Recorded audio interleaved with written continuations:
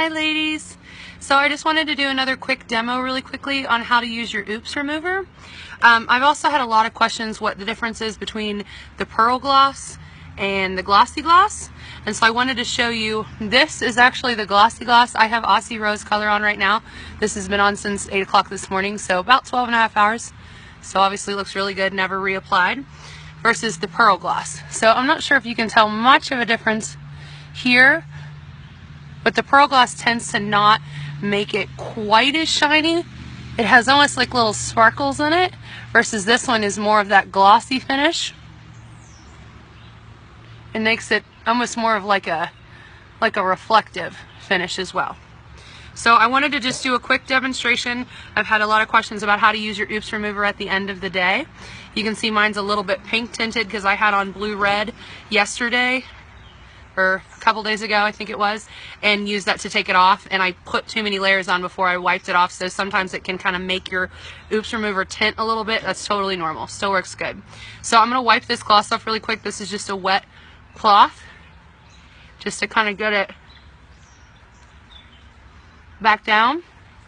Obviously none of my color came off. Amazing stuff. I'm going to dry my lips really quickly just so I have they're good and dry, just so the Oops remover has a chance to actually really work. You don't have to shake it or anything like that. It's already ready to go, just like your glosses are. So you just take your applicator,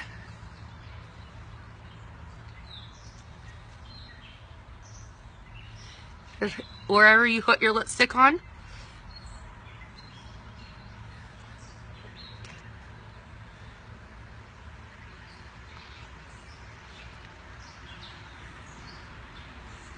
There you go.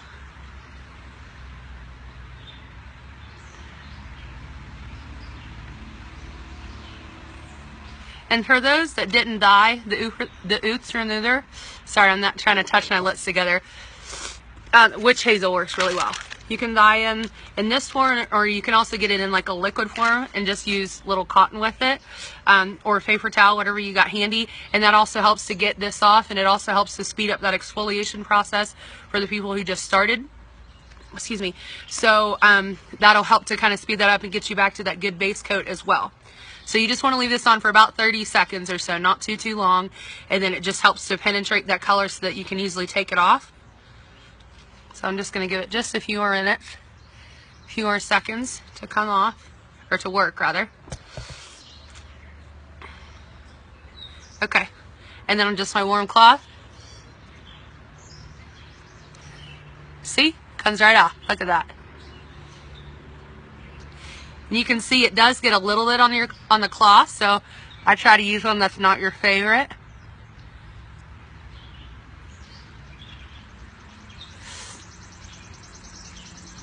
And just wipe it off. And sometimes when you're new, like I said, you're going to be going through that exfoliation process. Sometimes you can end up with like little tiny flakes of color that still don't want to come off. So you can always reapply a little bit of extra Oops remover over those spots if you need to. Obviously my lips are a little bit red from rubbing them. Just give them a good rub down. There you go. And then what I usually like to do after I take the Oops remover off is use my witch hazel wipes, just to get any sort of extra off that you have. It also moisturizes your lips and helps to get all that off as well.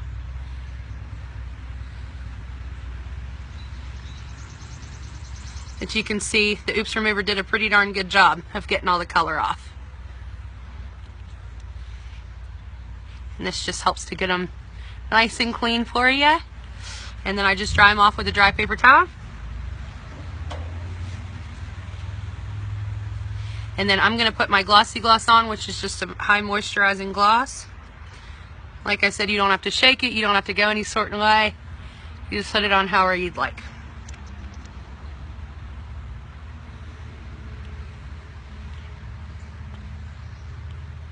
There you go. Easy peasy. And you're ready for bed. Alright guys, have a good night. Thanks. See ya.